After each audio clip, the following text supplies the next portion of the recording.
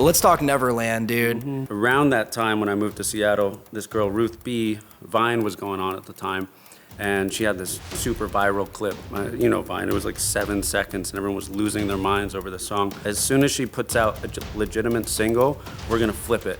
I have an idea for it. At this time, Ruth was, of course, independent. Like, she hadn't been fully discovered yet. And she supported it, was super down. Like, fast forward, she gets signed by Columbia. They retroactively say, oh, well, yours is now a derivative of ours. So for a long time, it was a back and forth, and even like the president of Columbia called me out the blue one day, just like pompous, we don't want to take it any further. It's like, what do you mean? It's already like 300 million views across YouTube. Like, it's already has a life of its own. Thank you for tuning in to the Mike Squires and Friends podcast. You can support by subscribing on YouTube or downloading on your preferred podcast platform. And definitely go do that because it helps us grow and I can have more incredible guests on the podcast. The Mike Squires and Friends podcast is proudly sponsored by DistroKid.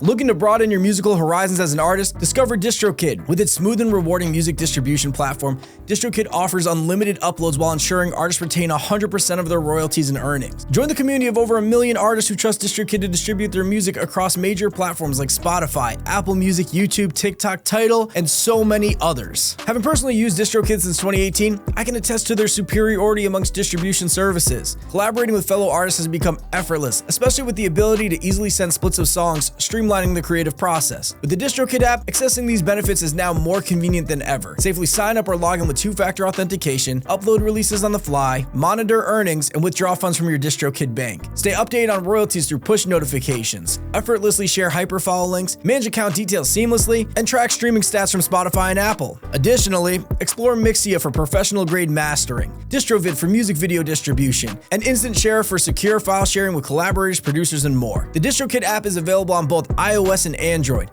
Download it today from the App Store or Google Play Store to revolutionize your music career. Visit distrokid.com/VIP/Mike Squires to get 30% off your first year membership. Now sit back, relax, and enjoy this episode of Mike Squires and Friends.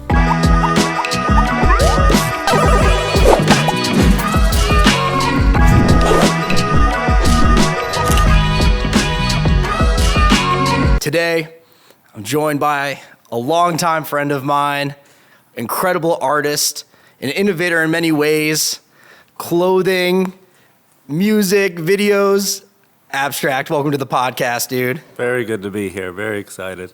Yeah, dude. So I want to talk to you about the 50 States project right off rip because besides Webby, who's from Connecticut, you're the first artist to come on the podcast that is here today. So let's go. Yeah, I want you to paint the picture of what growing up in Wyoming looked like. So it definitely was. I grew up a little bit in New Jersey until I was 11, and I was prepared for like the Old West. My mom was like, you got to find a country band you like. You got to get rid of all your lacrosse gear, all this stuff. Like, we thought we were moving to like, but actually getting there was like more skiing, snowboarding, skateboarding. Like, it was an entirely different vibe, but I kind of like overly prepared myself. So I think in 7th grade, like, it's a big shift, but I was like ready for the Old West. So it was a pleasant surprise, I think. But yeah, small town, but a lot of, out in nature and skiing and stuff like that. So yeah. Can you tell me about the Klondike Derby? The Klondike Derby. 2006, dude. Damn. Was I still in New Jersey? What was this? I don't know. You tell me, dude. It's your life. My life has a lot of different lives that I've lived within it. Damn. You got to jog my memory.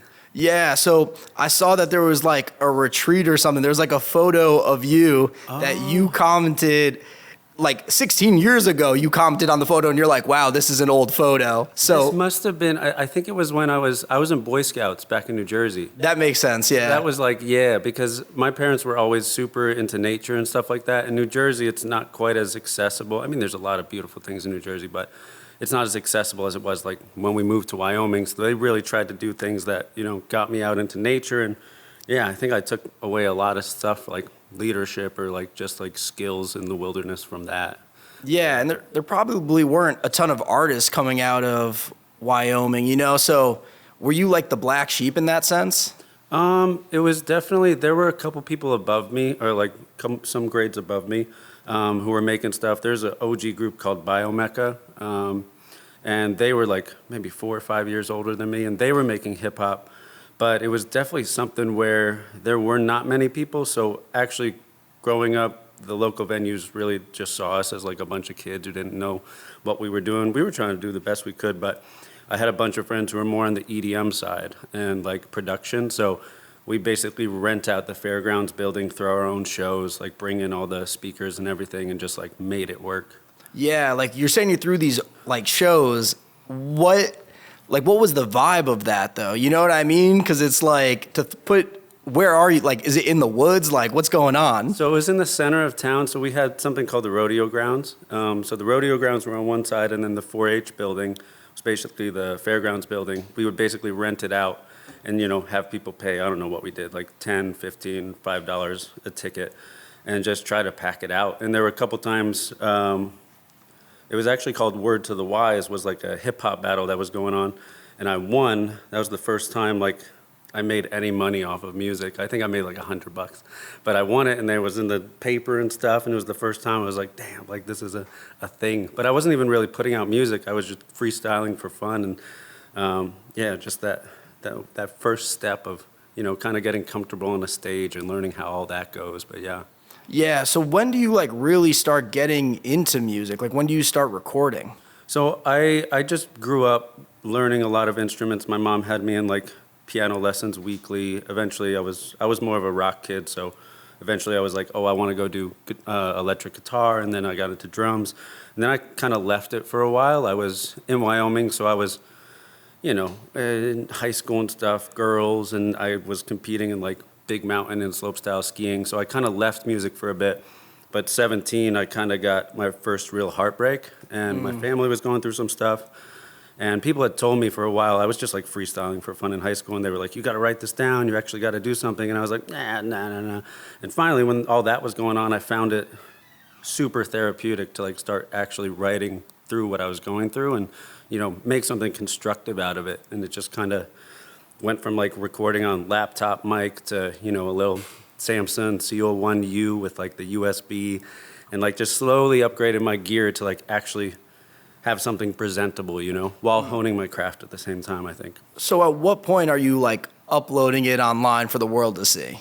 This is probably 17. I think I was doing like YouTube and then eventually DatPiff. DatPiff was the first time I was like, started to make like projects and do that. This was like before SoundCloud was even moving. And then slowly into SoundCloud and all that. But I mean, originally I would just like burn it onto discs and like give it to friends, and like, we did what we could, but yeah. Yeah. And then what was your first moment of success with music where you dropped something and people were like, oh, Luke's onto something? Yeah, I had these little local moments where people would like throw it on at parties, and they thought it was like, I didn't know what I was really doing, but like there was that love there of people like throwing things on, and that was cool. But I think like the first time things actually started to get love was like a couple things in college that some of those YouTube music channels were starting to pick up. I did this song called Picking Up. I did this song called Flashback Remix. It was like an Uppermost song, and that like at the time was like, damn, like 30,000 views. I was like, oh, that's like, people like this. And I had friends being like, yo, I found, friends who I had in high school while I was in college being like, oh, I've got in my playlist, da-da-da.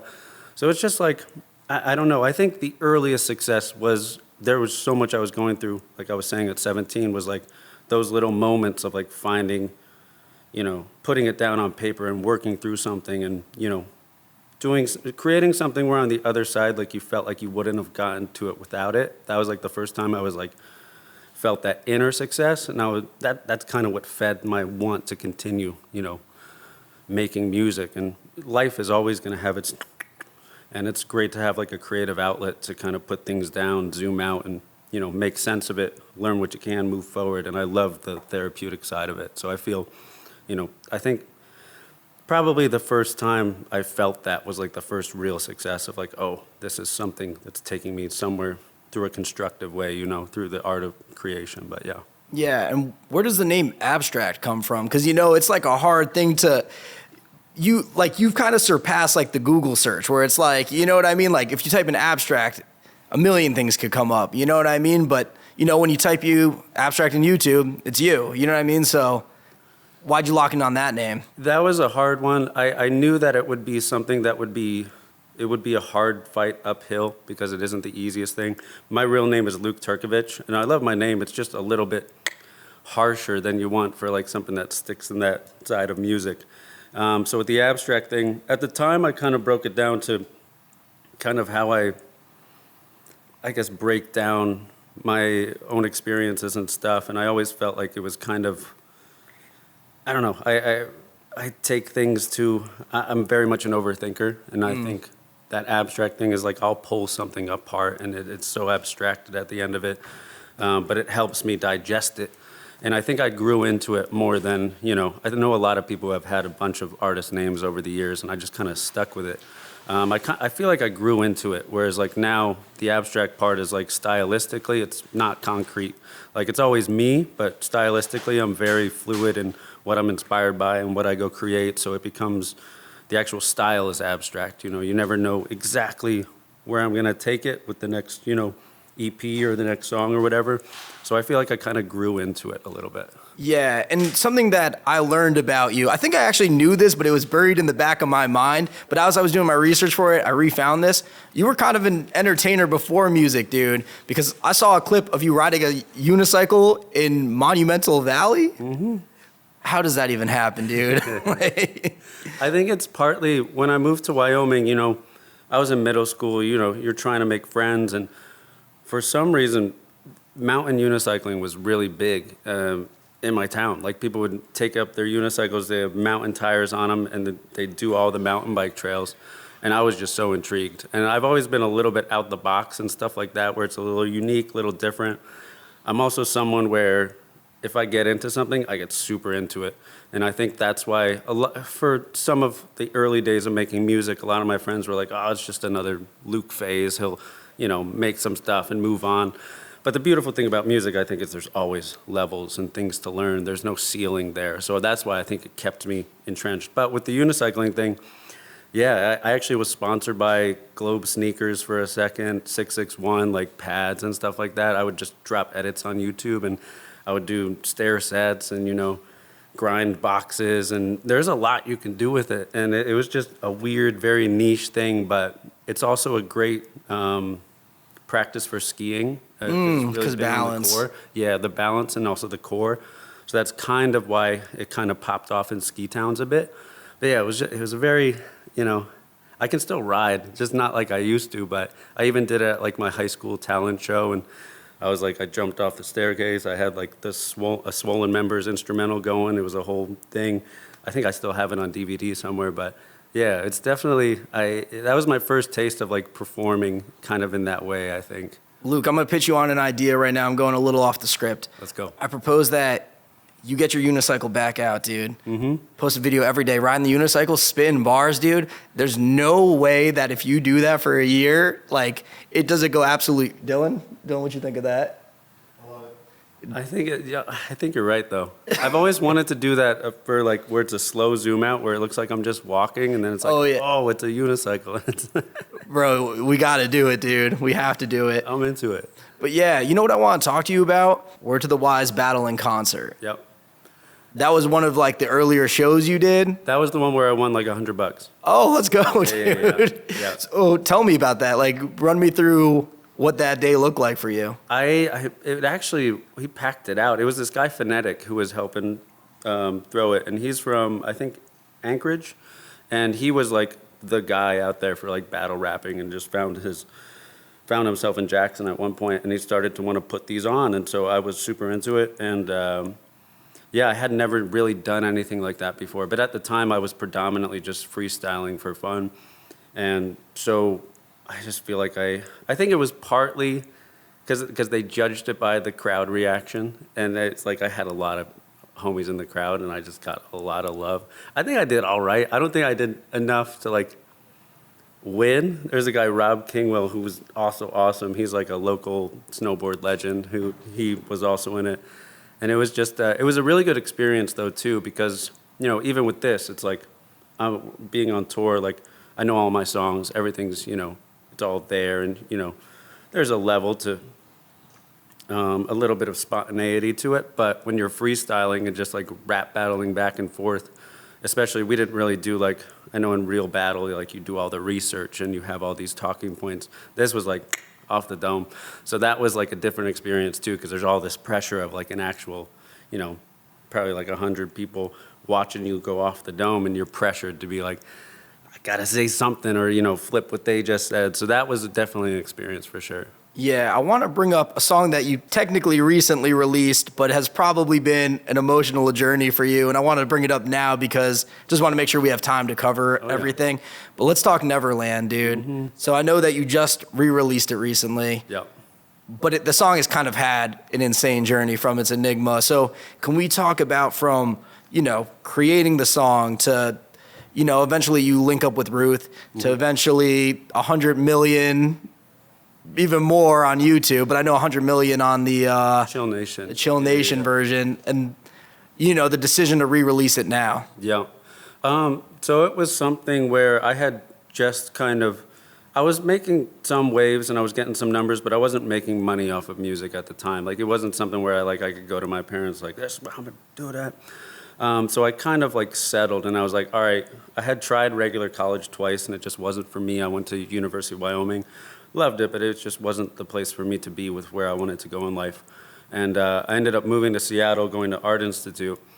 And around that time when I moved to Seattle, this girl, Ruth B Vine, was going on at the time. And she had this super viral clip, you know, Vine. It was like 7 seconds, and everyone was losing their minds over the song. And I was like, this kid from Sweden, Gustav, he goes by BluLake. He had basically just been like bombarding me with beats. He was just sending me beats, and nothing was hitting, but I understood like his kind of approach to production. So I reached out to him. I hadn't done anything with his production yet. And I was like, hey, this girl like has this viral song that she's been teasing on Vine. As soon as she puts out a legitimate single, we're gonna flip it. I have an idea for it, and I knew that stylistically he would be the guy to do it. So it happened. She eventually puts it out as a single, and within a week and a half, I think our version was out. And this was the first song I think I recorded in Seattle. And it was funny because I was kind of like going on this path that, oh, I'll go get the audio production degree. This isn't gonna work out, And that happened to be the song I made. And I honestly wrote it because Gustav did such a good job. Like, I wrote both verses in about 30 minutes. It was one of those where I was just like, I had known exactly where I would take it. I basically was like, you know, the idea of Neverland being this place where you can stay young forever, all this stuff, that's what music kind of feels like to me. And I was like, why don't I just talk about like what music has done for me, what it, you know, allows me to work through, what it allows me to protect about myself and that youth and, you know, that type of thing. And yeah, we put it out that week and a half later, and that at this time Ruth was of course independent, like she hadn't been fully discovered yet. And she supported it, was super down, like left a bunch of comments, shared it with her followers, and it just went. And at the time, I didn't know all I know now about the ducks in a row you should get with all your, you know, contracts and everything. And I probably should have told her, you know, thank you for supporting this. We'd love to have you like sign off, give her a percentage, But fast forward, she gets signed by Columbia, and basically they retroactively, you know, say, oh, well, yours is now a derivative of ours. And so it became like kind of this like, it's this gray area of like, well, I kind of discovered it first, so it's like, and we helped the OG record to a certain degree, but you know, the majors were kind of ants, especially at that time where it's like, they can just trample if they want. It's like, they don't care. We did a service to that. Why should they feel like they got to like pay anything back to that? So for a long time, it was a back and forth, and a lot of stuff went down. Even like the president of Columbia called me out the blue one day because someone had tried to make a petition, had like 5,000 signatures to get my version on Spotify and a legitimate release. He calls me out the blue one day, just like pompous, just, we don't want to take it any further. It's like, what do you mean? It's already like, it's just keeping going. Like, it's like 300 million views across YouTube. Like, it already has a life of its own. Let's just allow people to be able to access it on Spotify, And I was willing to give up a mad percentage just to have the ability for people to find it and have it, as they don't want to hear it. So we had a lot of approaches over the years. I kind of left it for a while, and then Chill Nation was offered to help us out to do a version. A couple of the people we brought in, and there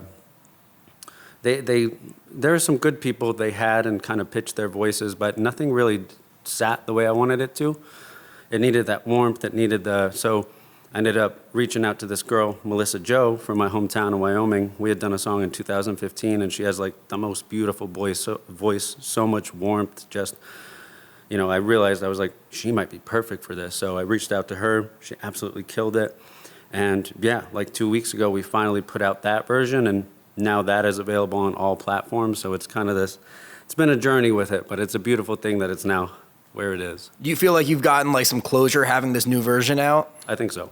Yeah, because as your homie who's talked to you for years, you know what I mean? I've been updated little steps of the way. And I remember a moment that we had like a mutual that tried to get like some money for it. I had so many people who were like, oh, we can get it. We'd do it easy, da-da-da. And every time fell through. So that's why you just start to lose hope every time. And then it's like, well, let's just do it on our own. And with this, we did like a cover license. So we lost publishing. But it's like, at the end of the day, I've had so many people message me and be like, are you the same abstract Neverland? And like, it's now good that on my profiles, it's like, oh yeah, same guy. And people are able to be funneled into the rest of my catalog and find me easily because now it's there, to be found, which is awesome. Yeah, and I think it is a smart play because it is one of your more popular records. So to have it finally on streaming, It's probably only going to help you out, dude. I think at the same time, though, I do want to say this. I think for a long time I was kind of mad about it, and this would have changed my life if I was able to collect on,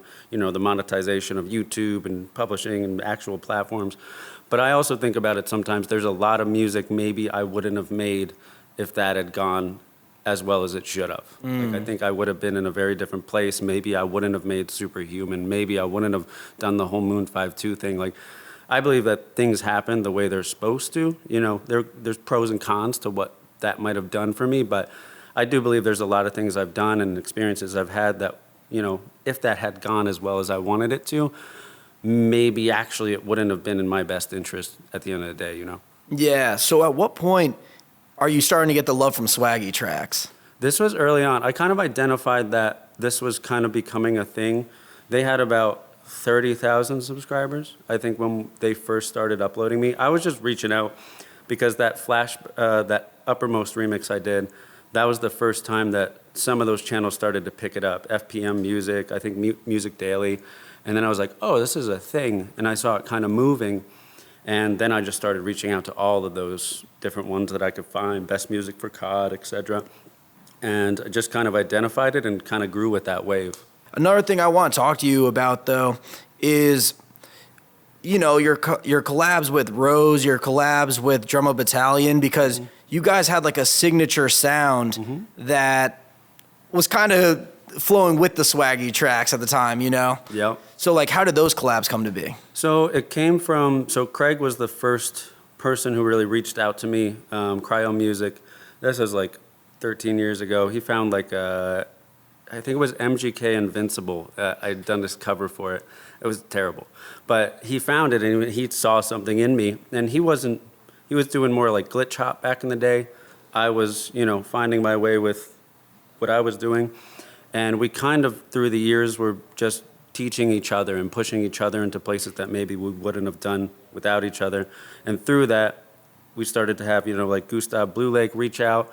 That happened. And then Drumma Battalion, which is Glenn and Patrick, two brothers from Norway, they started reaching out to me, and they had this guy Rose on a bunch of the hooks they were sending me.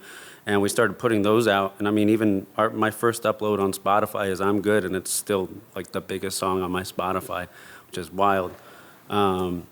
It's like 41 million. It's insane because it was just these guys like reaching out to me from Norway with these beats, and they understood where I was coming from. Like, they understood what I was looking for, and I think even then they were like kind of fine tuning that so that when we got together, there was just that sound there, and it's a beautiful thing because we even just recently put out one with his son Noah, or Patrick's son Noah.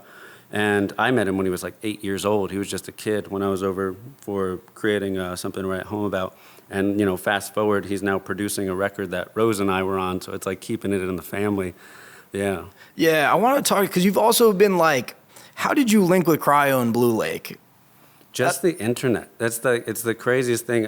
Like I was saying, like there weren't many people where I grew up who like were in this like that.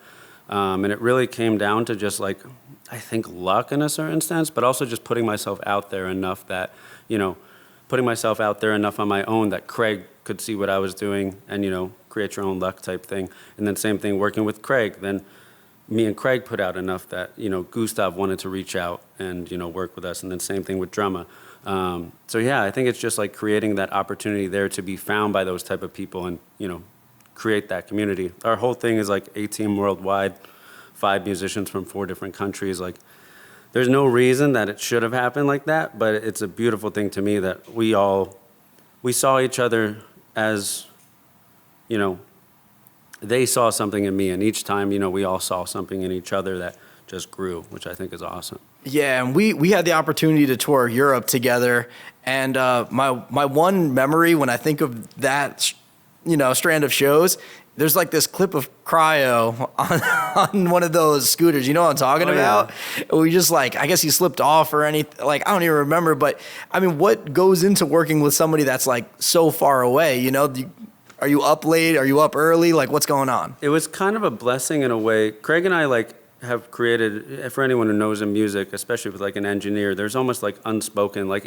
I can say like a couple sentences and Craig takes away 2 paragraphs. Like he knows what I mean.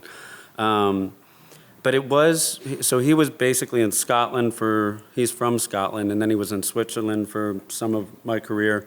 And the one thing that was nice was like, okay, he would send me a beat, I would record that day, and then while I'm sleeping, he would do the mix master. I wake up to a mix master in my inbox. So the productivity-wise was awesome, but it was hard sometimes to like get on the same schedule to like do a FaceTime or, you know, do the notes we have to. And now even more so. I mean, he's in Taiwan now, so that's like a whole different animal. But we make it work. We continue to make it work. Yeah, the idea of like sending out a mix at night and then waking up with it, like, is honestly kind of like a beautiful thing, dude. Yeah. It's the best. Yeah, and then with BluLake, I don't think I've met him with you, but I met him on did he pop out at that tour? I think he popped out on the last show, which I left. I think that's exactly. That might have been it. I think he also saw you when you were there for something else. I forget. I did. So I ran into him on a layover on it. Well, I didn't run into him. I didn't just like, hey, BluLake. No, I had a layover in Sweden for a couple hours, and I texted him. I was just like, yo, I'm about to be here like literally 2 hours. You want to go get a bite to eat? And we did. Yeah. So I think that was the first time I connected with him. That's awesome. But yeah, dude, what's like one of the biggest moments of success that you've seen in your career so far? I'd say that also too. I think that was success too, because coming out of not really knowing anybody, nobody really there to help me. You know, for a lot of it, I was doing mixes on GarageBand with like speech enhancer, you know, stuff like that, like just bare minimum. So those successful moments of having someone step in who like saw something in me, even when my quality was and helping me, you know, grow to that next level. You know, all those guys, like I would not be who I am and have done what I've done without all those people who saw that in me, which I think is incredible. That was, yeah. Yeah, I want to talk about how we connected too. I normally bring it up in the beginning of the podcast, but I felt like we were just kind of in go mode when we got in. How did we end up connecting? I think we like social media, like we were kind of in the Swaggy Tracks universe together. Was Never Gonna Die the first thing we did together? Maybe. That's possible. Yeah. Damn. I don't know, dude. It was one of those, I mean, it could have been Far From Done, too. I don't know if we did that first. That might have been 2018, and I think... That might have been 2018, yeah. And then I think Never Gonna Die was 2017? 2018? Or early 2018, maybe. It might have been 2017. Yeah. I want to say. Yeah, I don't know. It's a weird thing, too, because we've worked together so much. It's just like, it's hard to pinpoint a time that I didn't know you at this point. Yeah, dude. Everything kind of just, like, blends together. Yeah. But, yeah, what's a struggle that you've had to overcome, dude? I think for any artist, like what I was talking about earlier about finding success in the studio, I think sometimes we can get caught up in how something performs or comparison and da-da-da. But, you know, a lot of times people will flex things and never flex what they gave up or sacrificed to achieve that. So I think it's important. I'm trying to learn to internalize it of like, you know, even my own successes or anyone else's successes, there are things behind the scenes that no one knows had to take place for that to take place, for that highlight to be shown, etc. So I think it's important, even looking at our own journeys or someone else's journey, to not compare at that level, because it's all, you only know what you know. And I think everyone's just trying to find their way. And I think you bring up a good point, though, because I think it's very easy for artists to get caught up in the metrics on both sides when things aren't performing well and then when things are performing great. You know what I mean? I've seen artists that get discouraged because their numbers are too low and not want to do it. But I've also seen artists, you know, who are crushed. Yeah, but even when they're crushing it with like tons of streams, they spend the money and then it doesn't sustain. You know what I mean? It's an up and down roller coaster. You know what I mean? Like, even I'll speak from personal experience, you know, some of my biggest records aren't doing what they once did, but that doesn't stop me from keep going. No. So what motivates you to keep going? I think it's still in the process. Like I consider myself very lucky that I still go in the studio and I heavily enjoy it. Like I really enjoy, especially these days, I feel like I've honed myself and my skill set. I'm inspired by a lot of music. I grew up in loving a lot of different things about music. And, you know, earlier in the day, it was like, oh, I can only do so much, da-da-da. But now I think singing, and the more I create and the more things I try and, you know, push myself in, it's like, oh, I can go attempt that and keep myself on my toes and keep myself excited about it, you know. Yeah. Do you have an album that you are, like, proud of more than others? I think I love all of them for different reasons. You know this. It's like trying to pick a favorite child. You feel bad about it. But Superhuman for me was something where it's like, it's very me. It's very much like, at the time was like the pinnacle, and something that took like the most work I've ever done, between doing like a 9-minute short film, which you helped all the live action, which I'm so thankful for, because that was freaking sick. We should talk about that in a second, dude. Yeah. All the memories are just flooding as you brought that up. But it was definitely like this very, I knew I was signing up for something that was very intensive, and the fact that, you know, I had all of that and it actually exists now today, for me, that's like, yeah. Yeah, let's talk about some of the short film. I remember going out to Salvation Mountain. Mm-hmm. Oh my God, dude. It was beautiful. It's like walking into a Dr. Seuss book. Yeah, we should paint the picture for everybody. So, you know, we meet out in LA. It was a long drive. I don't remember how long a drive, but it was a long. It was like 3 or 4 hours. I mean, it's not terrible in the grand scheme. You guys are on tour right now. Dylan's like 3 hours. Like, but it was like treadmill driving. Like everything looks the same. You're just going out the desert, yeah. And then you see like this little pink mountain, like starting to like in the heat, just like starting to, I don't know. Is that a mirage? Is it real? Is that it? Yeah. And for people who don't know, Kesha shot her music video there too. And then Kendall Jenner got kicked out of there too. Got some history. Yeah, I remember the dude coming up to us, like the groundskeeper, and he was just like, "So you guys did it the right way. You, Kesha, same to me." Like, we'll take it. Yeah. But yeah, what was the inspiration for, you know, wanting to even do the full short film?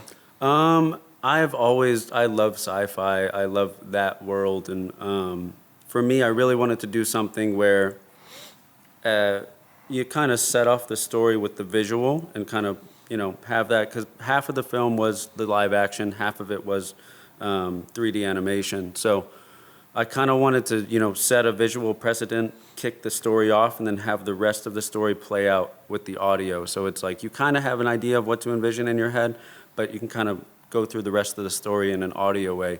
And for me, it was like, especially at that time, and I mean even more now today, everyone was so single focused.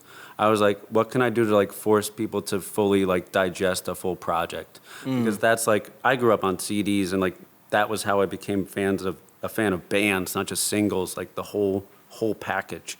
So I was like, what can I do to kind of create something that, you know, really hooks people in and makes them want to go front to back with it? And I was like, just set it up, 9-minute short film, the rest of it all on audio. It's like you kind of get entrenched in it with the film, and you're like, oh, I want to see what happens. So you listen through the album. But yeah, it was definitely a little out the box. Logic's incredible true story definitely inspired me a bit, and I was like, we could take it a little further. Because I had this Moon 5-2 thing that I had since 2015, and I was like, well, I could use it to like marry the music and that, and kind of give it some ethos through the project. So yeah, it was a process. But. Yeah, and I can't have you on here without talking about Moon 5-2, right? So can you just break it down for everybody listening? Yeah, it's basically, I've always been really into apparel, and I come from, the ski world and stuff, and I was always super into outerwear and all that. So I always wanted to do like a company of that nature growing up. Like that was just a long time dream. Like maybe, yeah. But it was something where I love just creating the abstract merch. Like I enjoyed that for years. But with that, I was like, why don't I kind of create more of a concept with it, and kind of something that's more of an idea as opposed to just slapping abstract on everything. So with Moon 5-2, it was it's baked into the Superhuman story. If anyone wants to go listen, that's kind of its origins. But yeah, it was something for me where it just opened the floodgates to be a little more creative than just slapping my logo on stuff. And to this day, I've done, sneakers, done Lettermans, do vinyl collectibles.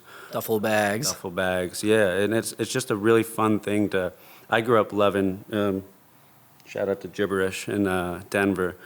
And I grew up loving like the Hundreds and 10 Deep and all that stuff in that world. So for me, it's kind of passion project, but it's become what it is, and I'm very thankful. What's a struggle you've had in that world? I think it's just like anything else. You're like always gambling on that next big idea. Sometimes something will sell out in 2 days. Sometimes it'll just sit in that dead money for a while. I also think during COVID messed up all the supply chains, all that stuff. So that was a hit, and I learned a lot about that. And even then, it's like, I think some of those little things, I've done vinyl collectibles where my entire shipment was warped from either heat or they just packaged it wrong, and it's like, these are all trash. Like I can't sell these. Luckily they brought it back, but just little things like that. Like there's so many things that go into, and then a lot of times you're doing like 3-4 samples just to finally get to a place where you can mass produce something. So it's a lot of money to actually develop. And then it's like, well, if that doesn't sell, then you've already spent all this money on the samples and the final product didn't sell. So it is definitely just like anything else, even with music. It's like sometimes we can put all this money and all these resources into a song, doesn't do what it is. But you got to keep shooting, because the next one could do that, and some things go up, some things go down, all evens out. But yeah. I think that is important to, you know what I want to bring it to, actually, because I think this is all intertwined. Like, what's some advice that you'd have for an artist on the come up, maybe something that, like, from a mistake you learned, or like something that they can avoid maybe? I think from the Neverland situation is do your paperwork. Like, you gotta, and even like doing your publishing, getting all that situated, even if it's not gonna pay you the most right now, just to have it all set up and good so you can slowly, every time you put out something, you do the correct paperwork, so that you're not like backtracking in like 2 years where you're actually like making income and you're like, oh shit, I gotta like get all this stuff together, and you're playing catch up for forever. That's something I learned from you too. I didn't mean to interrupt, but that's like, I even learned this from Dylan. Like Dylan's been helping me out with getting some, because I've got my bigger ones that were all good to go, but it's like there's some things where you're just, when you're putting out music as much as we do, you're focused on the assets and this and that, and you forget about, all the actual behind the scenes stuff just on a registry level. Yeah, because the thing too, especially with like paperwork and stuff, like it's good to do it before the song's popular, because once the song's popular, that's a whole different ball game. Exactly. Because when it's not making any money, it's easy to be like, oh, split this 4 ways, Yeah. But then when the song's got whatever it's got, millions on millions of streams, and it's like, well, I think I made 70% of this record. You know what I mean? It's like, and then it gets into like, because that's the thing with music. Music's such like a weird. It's hard because like no one wants to be in a session and be talking about splits. Yeah. Like if you're really just trying to be there to be like creative and really give your all, and I think that's the way anyone should go into a session or anything. But it's like to have that conversation before you walk in the studio. And then everyone that doesn't come up at all, we don't have to worry about it. It's all good. We can be purely creative. We know where everything stands. We're good to go. Type Yeah. And I think this is useful for artists on the come up too, because sometimes I even have conversations today where like homies will hit me up and they'll just be like, what should I give the producer? What should I, you know what I mean? And it's a conversation that you have to figure out what works for you. Yep. But I typically just run off of Nashville rules, which is even splits with everybody. Yep. You know what I mean? Because then this way it's like, you know, we put in the work together, we all win together. Exactly. And everyone's incentivized to push it and be as into it as they can be, so that if it wins, we all win. So people are more apt to like go out of their way to push it. And I think that's a very important thing that you brought up, like incentivized to push it, because there are definitely records that I have worked on for a very long time. And then someone just sent me a verse. But, you know, if you want somebody to be invested in the record and care about it, like, make them care about it. You know, they're not going to care about it if they're getting 10% on, like, you know what I mean? Yeah. Like, so, I mean, it's just something for people to think about that are tuned in to, like, however they run their business. And I think it's anything, like even like with that, it's like even with like swaggy tracks, I wasn't like out the gate going like, oh, if you're, I'd love for you to upload, but if it does well, you gotta pay me. Like that would have just killed it in a second. And also, it wouldn't have mattered much because they had 30,000 subscribers. Didn't know they would have 3 million one day. But if you're down to just work with people and grow together, I think a lot of people look for that. Oh, if I could just get on tour with so and so, if I could just build with people, build with your people. That's like, and you all come up together, and then you have a stickier support base as well. Yeah, sometimes you end up hurting yourself when you're too focused on the monetary metrics of everything too. You know what I mean? Because it's like, you know, you don't want to be talking about like, let's just make the song. You know what I mean? Like we'll figure it out. You know, so there is kind of a balance. Like you do want to be on it. You do want to make sure you know what's going on, but you don't want to compromise and make the relationship weird. Yes. You know what I mean? Yeah. I've definitely had plenty of instances where I haven't worked with people after because I'm just like, yo, like, dude, stop hitting me about. Or you work with a collective, yeah. and it's like, oh, there's 7 producers that worked on this beat, and it's like 2%, 7%.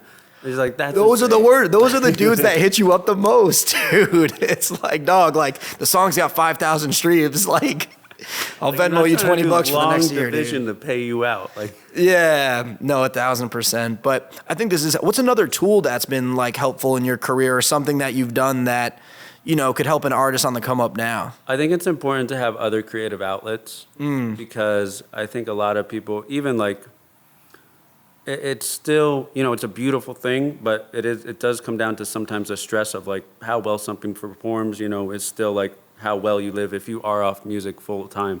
So I think sometimes there's that stress and like you'll bang your head against the wall and get too, you know, caught up in that. And it's important to, you know, when music does become more than a hobby, you got to go get new creative hobbies. Like that's what people forget. I think you got to have a creative outlet away from the creative outlet sometimes.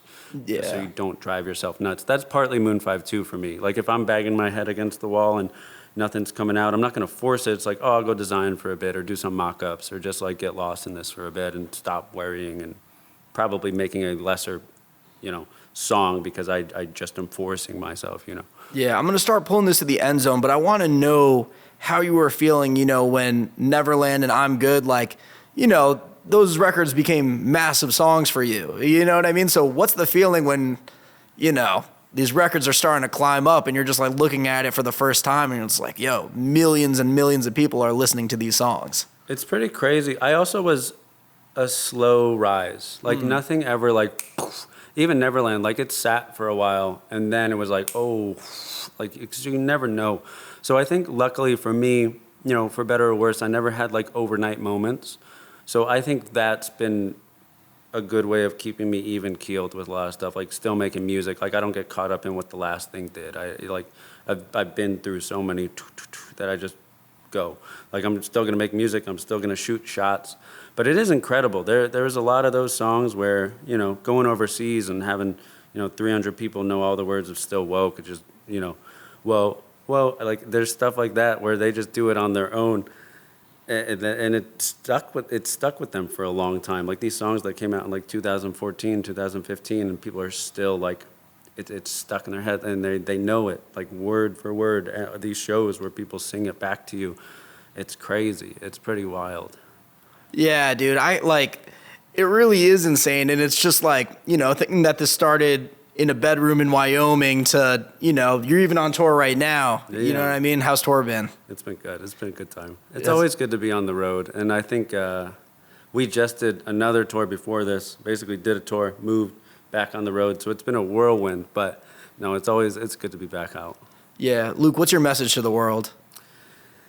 I think my big thing for a lot of artists is don't get caught up in the outcome, like how something performs. If you can make something that you feel is a success before you leave the studio, we're always going to feel the way we do about this, that, or the other thing. But if you already feel successful and that you're in a place or a mental space you would have not been without creating that, then you're setting yourself up for a positive mind state moving forward. If you put all your, validation on your exterior, you are just setting yourself up to be disappointed. And you gotta find that, success in the creation itself, I think. And really, if you do that, other people will appreciate it in the same way. If you're finding an authentic place with it, that will be felt. Like, that's nothing that has to be forced at that point if you're already accomplishing that. I think that's my big, yeah. No, I think it is a good point too. And I think, as time goes on, authenticity is becoming more value to people. I think that's what people are looking for in artists now versus the mysterious guy. Cause it's like, yeah, now we can have mysterious guys who are literally AIs. Like, they're not even real. And it's like, oh, they're so mysterious. Yeah, because they're not real. yeah, before we get out of here, cause I know you have a thought on it. Like, what is your thought on AI art just in general? I think there's ways to use it. I don't think it's the way to do a full product, but I think there's, just like anything, it's a little tool, like maybe generate one thing, then bring that over here. I don't think it'll ever be the most perfect one-stop shop, but I think there's always ways to use things as tools, and people are going to use it as a tool. So if you just out of pride or like, oh, I'll never do it, then you're just not moving with the same amount of productivity, and that's a decision if that's what you want to do.